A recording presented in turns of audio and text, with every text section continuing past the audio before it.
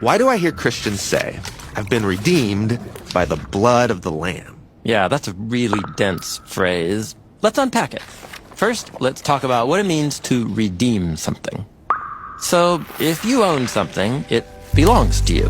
Right. But things can get lost or stolen, and then somebody else ends up possessing what is rightfully yours. So I should go get it back. And you could do that in a few ways. You could show some sort of proof of ownership. Or you might need to purchase it back. Or you could just demand it back. However it happens, that transfer back to you as the rightful owner, that's what the Bible calls redemption. Okay. But what does it mean for a person to be redeemed? Yeah, so imagine you lived in ancient Bible times and you ran out of money. As a last resort, you could sell yourself as a slave to pay back that debt. I've lost my freedom. Right. But a family member could come with money called a redemption price and claim you. And that person was called a kinsman redeemer, and they were transferring you back into the family. I get it. Now, the story of the Bible begins with this big idea that all creation, especially humans, belong to God. But tragically, humans have ended up being corrupted and enslaved by death. God wants humanity back, and so the story of the Bible is basically about how God transfers us back into his possession. That is, redeems us. Okay, so where does the blood of the Lamb fit into all of this? Yeah, for this last step, we need to tell a story.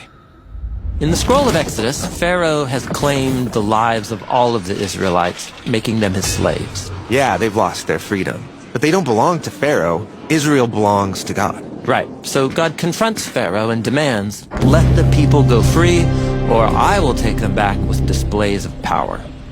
You mean the plagues? But they don't work. Pharaoh refuses to acknowledge God's claim on Israel. Right. So in one final act of power, God makes it clear to Pharaoh that not just Israel, but all life belongs to him. God will unleash a deadly plague through the land to compel Pharaoh to free the Israelites. But this plague isn't just on Pharaoh in Egypt. It will also take the lives of Israelites too. Well, remember, every life is already enslaved by death.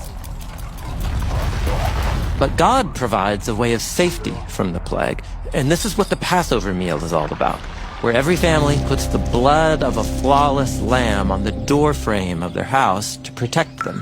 How does that work? Well, the lamb is a symbol of a life that belongs totally to God, uncorrupted by evil or death, and that means death has no rightful claim to it. And its blood? Well, the blood is a symbol of its flawless life that has been surrendered over to death. But wait, you said death has no claim over the life of this lamb. So why does it die? Yes, exactly. It's not fair. But because it surrendered its life, it can, so to speak, give its life power for others, to open up a way back to life with God. Okay, so to go back in is like being in the house that is covered by the blood of the lamb, protected from death, belonging to God. Yes. So on the night of Passover, God liberates people from death. And the next day, Pharaoh releases his claim on Israel, and so God also liberates them from slavery. And both liberations are central to what redemption means in the rest of the Bible. Okay, now, God redeemed Israel for a larger purpose, right? Yeah, so they could be God's partners and represent his character to the nations. But Israel's story turns tragic as they become enslaved along with all the rest of humanity to their corrupt desires and the deadly violence that results. And so instead of living in freedom, Israel remains claimed by death. And so how can Israel, or anyone, be truly redeemed from death?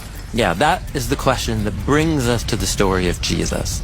So Jesus went around announcing the arrival of God's redemption. He led a life fully dedicated to loving God and loving others, freeing them from sickness and from death. Then Jesus went to Jerusalem on Passover weekend to confront the power of death itself, and the city leaders decide to kill him. But he was blameless. Those leaders have no right to claim his life. Right. It wasn't fair. But in an act of generous love, he surrendered his life for others. And when Jesus was raised from the dead, it all became clear. Jesus is God's ultimate counterclaim against death. And the life of Jesus, represented by his blood, is a covering for anyone who takes refuge in him.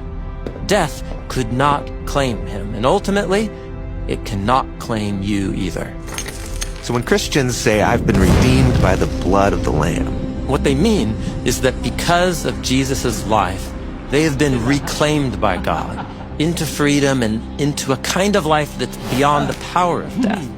We belong to God, and nothing can change that. This is what it means to be redeemed by the blood of the Lamb.